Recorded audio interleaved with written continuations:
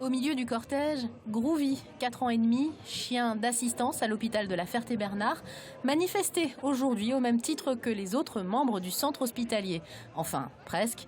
De l'avis de sa référente, ses conditions de travail, à elle, seraient presque enviables.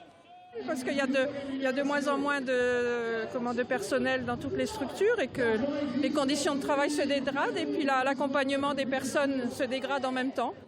De l'hôpital à l'éducation, toute la fonction publique était représentée dans un cortège de plus de 1000 personnes à l'appel de l'intersyndicale CGT-FO-FSU.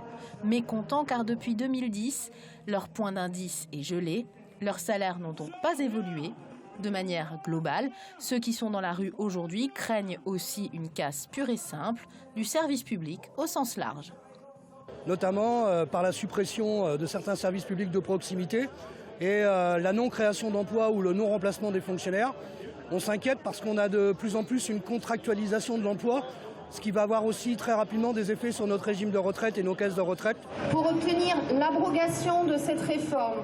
Du côté des syndicats enseignants, la réforme du collège est au cœur des crispations. Sont engagés depuis le 19 mai dans un terrible bras de fer avec leur ministère. Aujourd'hui, ils se disent ouverts à l'idée même de réforme, mais critiquent la méthode du gouvernement. Évidemment qu'il y a des choses à changer au collège, ça on en est tous conscients, mais cette réforme elle est très mal construite, elle est construite dans la précipitation, essentiellement pour des enjeux politiques. C'est d'ailleurs pour ça que le ministère recule par petits points, de manière impressionniste, et ne veut pas s'intéresser au fond. Nous sommes tout prêts à retourner autour de la table pour rediscuter, pour faire cette fois une vraie réforme. Nous voulons un point d'indice augmenté à sa juste valeur.